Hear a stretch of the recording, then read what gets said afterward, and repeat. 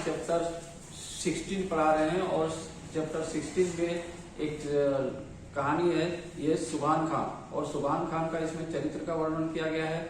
और सुभान खान इस कहानी में, इसके लेखक हैं राम वृक्ष बेनीपुरी।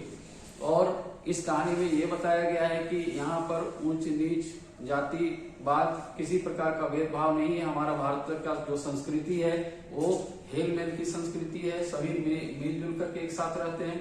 यहाँ पर दिखाया गया है कि सुभान खान, ये सबसे पहले है कि मानव का स्वाभाविक गुण है मानवता। मानवता का मतलब है कि एक दूसरे का मदद करना। भारतीय संस्कृति एक विशिष्ट पहचान है और बच्चों की बाल सुलभ चेष्टाएं सभी को आकर्षित करती है।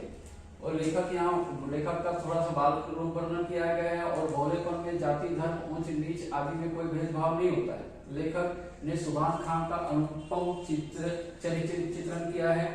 अब चलते हैं आगे कि सुभान खान एक राजमिस्त्री है, वो घर बनाता है।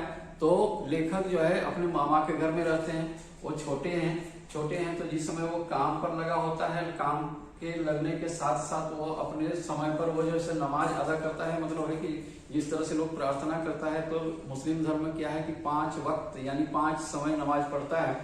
तो नमाज पढ़ने के बाद थोड़ा सा रेस्ट मिला था, तो बच्चा जो है यानी लेखक जो है सो उसके गोदी पर चढ़ जाते हैं और उसके दाढ़ी जो है सो दाढ़ी को सहलाते हैं और उससे पूछता है कि ये दाढ़ी आप क्यों रखे हैं।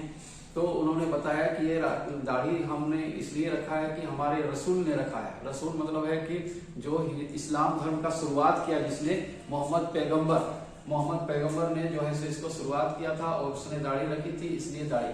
तो बोला कि आपका अल्लाह जो है सो पश्चिम में रहता है। तो बोला कि पश्चिम में रहता नहीं है, बल्कि तो बोला कि तो पश्चिम में अगर नहीं रहता है तो आप पश्चिम की ओर मुंह करके नमाज क्यों पढ़ते हैं। तो उन्होंने कहा कि भाई पश्चिम में हमारा रसूल है मतलब है कि जो इस्लाम धर्म का शुरुआत जिसने किया, उसकी स्थापना जिसने की मोहम्मद पैगंबर ने, वो उसका घर जो है मक्का मदीना में है और वो हमारे पश्चिम में है, इसलिए पश्चिम में। तो पश्चिम में आपका अल्लाह का घर कहाँ है, जहाँ सूरज डूबता है। बोला नहीं, उससे थोड़ा सा इधर ही। तो उसने ये सारी बातें बोली। तो बोला कि बड़ा होकर के हम भी जब बड़ा हो जाएंगे तो हम भी दाढ़ी रखेंगे और लंबे लंबे बाल रखेंगे। तो बोला कि बाल जो है, हाँ हमारे रसूल जो है मोहम्मद पैगंबर जो है उसका बाल आज भी मक्का मदीना में रखा हुआ है, वो प्रदर्शनी के लिए, वो दिखाने के लिए कि भाई उसने जो धर्म शुरू किया था उसका बाल आज भी है।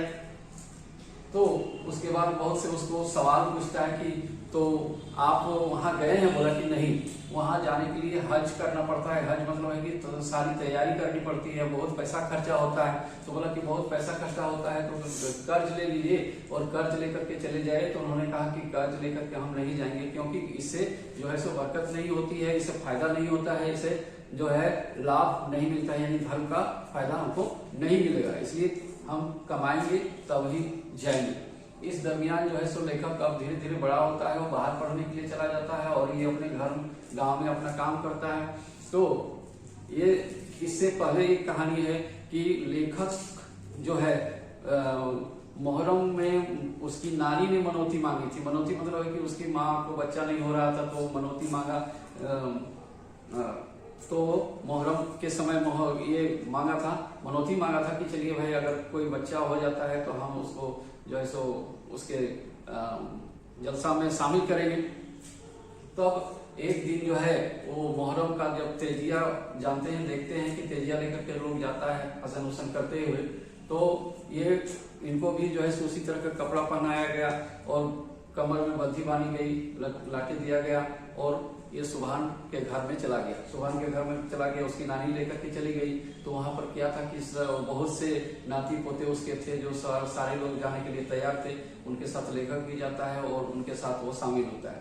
यहाँ पर दिखाया गया कि एक हिंदू संप्रदाय के व्यक्ति जो है वो भी मुस्लिम संप्रदाय में जाकर के सम्मिलित होता है, उसके धर्म को मानता है और उनका जो जुलूस होता है उसमें शामिल होता है। बहुत दिन बीत जाता है। बहुत दिन बीत जाने के बाद जो है सो लेखक भी थोड़ा बड़ा हो जाता है, बाहर पढ़ने के लिए जाता है और पढ़ करके जब वो आता है तो वो देखता है कि सुभान खान जो है सो थोड़ा वयस्क हो गया है, थोड़ा उम्र दराज हो गया है, उसके अब वो काम नहीं करता है। लेकिन बात रहा कि आज भी वो काम जानता है और इस तरह से वो अपना परिचय होता है, बातचीत होती है तो चाहता है कि हम उसी तरह से बचपन में जिस तरह से उसके गोदी में बैठ करके बात करते थे उस तरह से अभी भी बात करें। तो उससे बातचीत होती है तो बोला कि भाई हम हज करके चले आए हैं और जो है सो हम यहाँ पर एक मस्जिद बनाना चाहते हैं। तो इससे पहले इसके मामा के यहाँ जो है एक मंदिर बनाया था उसी ने, किसने, सुभान खान ने यह मंदिर बना दिया था इनके मामा के यहाँ। तो उसने कहा कि उसी समय शुरू में ही कहा था कि मैं भी जब हज करके लौटूंगा तो एक मस्जिद बनाऊंगा और जो है अपना मुराद पूरी करूंगा। तो इसने कहा था कि जब आप हज करने के लिए जाएंगे तो वहां का फेमस जो है सो छुहारा ला दीजिएगा, है ना। तो उसने कहा कि हाँ हम ला देंगे और वही लेकर के आया था। तो उस समय लेखक जो है बहुत बड़ा हो चुका था, मतलब है कि 15-16 वर्ष का हो गया था।